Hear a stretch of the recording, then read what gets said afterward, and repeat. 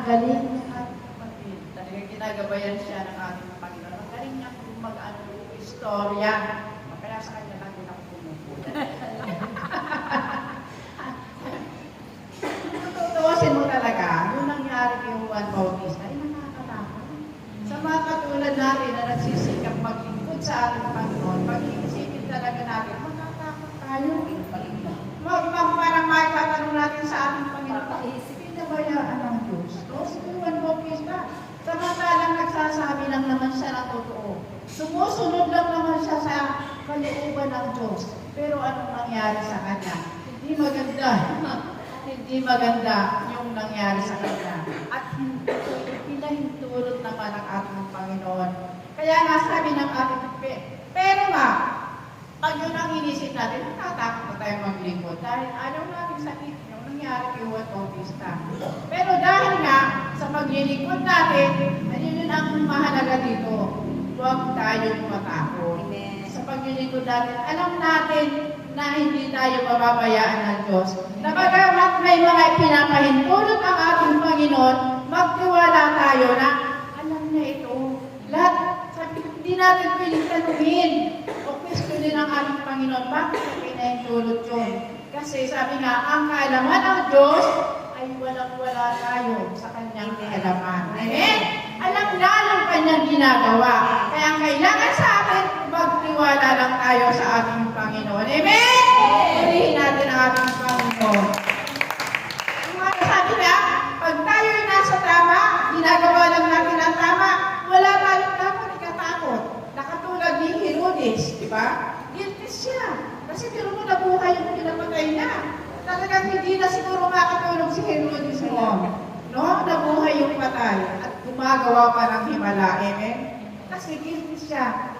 Diba? Yung tayo ay guilty. Pag tayo may ginagawang masama, katulad nito, nabilingkod na tayo sa ating Panginoon, pero patuloy pa rin tayo sa paggawa ng masama. So, tayo rin ang magkakamit noon. No? Guilty tayo lagi. No? Masama ka lagi tayo guilty. Iinit lang ang ulo mo. Pero kung ikaw ay walang ginagawang masama, nasisiguro mo sa sarili mo na sumusunod ka ng kami sa Panginoon. Kung ano nangyari sa akin, siguro na rin ang bahala. So, sabihin, pinagkakatiwala natin sa ating Panginoon yung ating mga sarili, yung ating buhay. Kasi siya ang higit na nakakaalam kung ano yung makakabuti sa atin. Amen? Purihin natin ang ating Panginoon. Kaya yun nga, yung kailangan talaga sa Panginoon. Paano tayo magiging matibay at magiging matatag sa ating pananampalataya. So, kailangan tayong laging nagdadasal.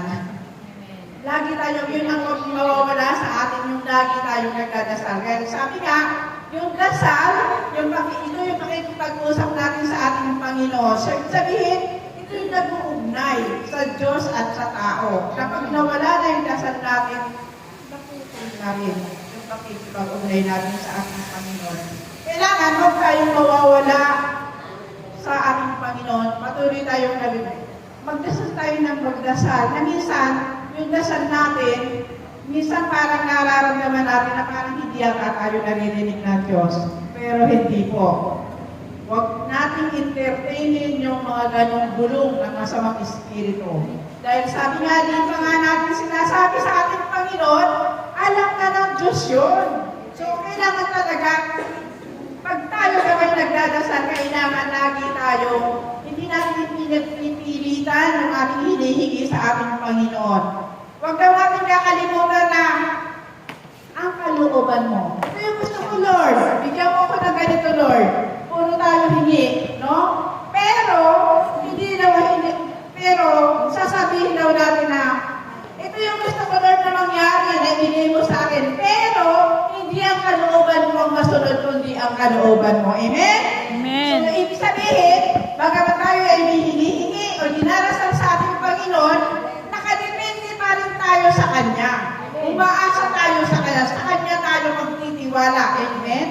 So, sabi niya, ang kalooban mo pa rin ang masunod. Amen? Diba? Ganyan sa ating Panginoon.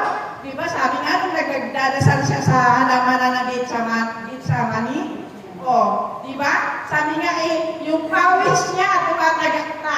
Hirap na siya sa ikaw ba naman, alam mo naman kung ano mangyayari sa'yo Talagang tatagak talaga ang pawis mo niya. Pero ano sabi niya?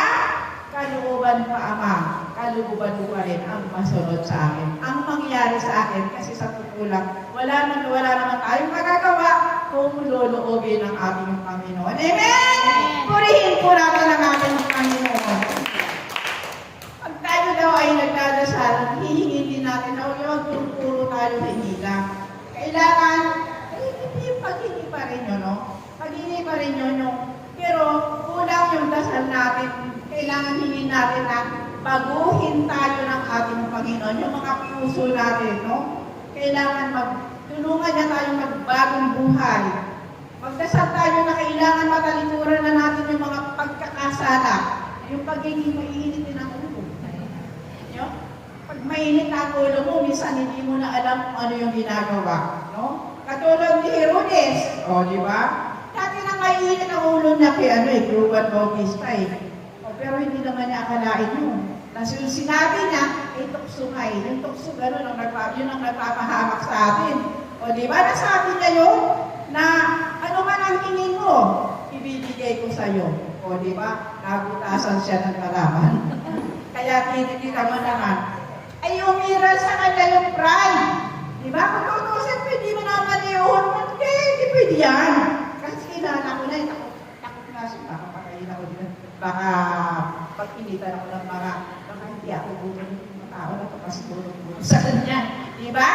Pero bilang sa Herodes, yung kanyang kataasan. So, yun ang huwag nating dapat gayahin. Yung kataasan. Pag alam natin nagkamali tayo, ano gagawin natin? Tanggapin natin na tayo ay mali at humingi tayo ng tawad. Amen? Sabi nga, handa tayong lagi na tumanggap ang kamalian. Kasi ito yung gusto ng ating Panginoon. Yung tayo ay marunong tumanggap ng kamalian. Marunong tayong magpakumbaba. Amen? Lalo na sa mga paglilingkod natin, kailangan lagi sa atin makita nila yung kababaang loob. Kasi pag may kababaang loob ka, sino nakikita sa iyo ng tao? Si Kristo. Hindi mo tinataas yung sarili. Hindi tayo nagiging mayaman sa mata ng tao. Ang lagi natin kung pinagyayabang dito ay ang kapangyarihan ng ating Panginoon. Amen! Purihin po natin ang ating Panginoon. Katulad po nung isa na na-share ko na nga ito sa inyo na mayroon po ako parang meron ako tawag doon, pinapayuhan. Na yan na ano ko lang, sinishare ko lang naman yung narinig ko na salita ng Diyos kung ano yung makakabuti sa Kanya. Ay may isang tao na sabi niya, kung sa'yo kaya mangyari yan. Kung sa'yo kaya mangyari, kaya mo bang gawin? Ina-advise ko sa Kanya. Ako, sabi ko, hindi ko kaya yan. Hindi ko kaya gawin yan. Pero, pag sa Panginoon ka, mayroon bang hindi kaya gawin ng Diyos? Walang imposible. Ang ipaglalaban natin din sarili natin kasi hindi naman talaga natin kaya yun. Pero kung ang Diyos ang panghahawakan natin ay ang ating Panginoon, kaya natin labanan ang masama. Amen! Purihin po natin ang ating Panginoon. Ngayon, sa ngayon, mahabang ito. Siguro sa ngayon, pagsikapan natin na huwag na tayong mahiwalay pa sa ating Panginoon. Huwag na tayong malayo. Bagpos, lalo tayong magpakabuti. No? At sa tulong ng ating Panginoon, kaya-kaya na natin gawin ito. Amen? Kaya ng iba? Kaya rin natin. Sabi lang, katulad ng mga kaguluhan ngayon, mga kaguluhan na napapalitaan mo. Minsan sabi ko, ayaw mo naman panoorin yan. Ayaw mo naman pakinggan yan. Kasi wala naman akong magagawa dyan. Lord, ito na bahala. Take over natin sa ating Panginoon. Siya na ang bahala. So, kikilos ba Diyos? Ayan, kikilos ang Diyos. Malalaman na lang natin, ay kapayapaan na yung ating bansa. Amen? Maraming salamat po. Hallelujah.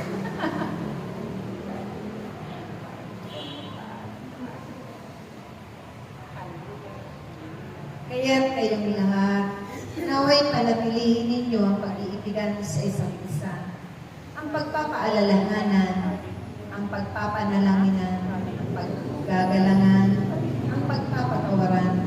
Dahil ang mga bagay na ito ay kaloob ng Diyos sa bawat isa sa inyo.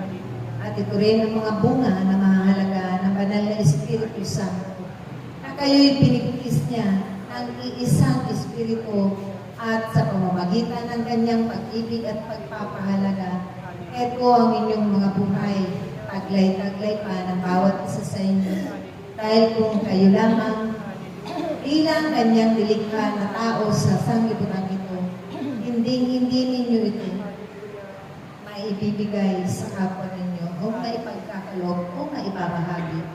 Dahil hindi ninyo makakayanan, wala kayong magagawa bilang tao. Subalit ng Diyos, maraming magagawa at walang imposible sa Kanya ang mga bagay na inyong hinahangad sa inyong mga buhay.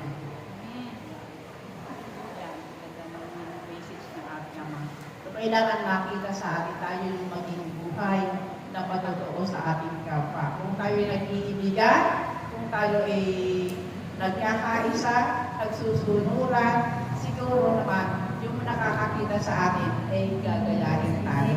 Ngayon maging tayo, kasi kung tayo sa atin sa sarili natin, hindi nakikita ng kapwa natin yung pag-ibig ng Diyos. O, di ba? Anong pag-ibig? Sabi nung minsan, meron tayong kapatid. O, ano ba yan sila? Puro pag-ibig, hindi naman natin nakikita sa kanila yung pag-ibig. Nag-iibigan ba sila? O, yun ang tanong noon. May katwiran din sila. Kaya tayo, yung maging mabuting halimbawa sa ating kapwa. So, yun lamang po at maraming salamat po sa ating kanila. Amen.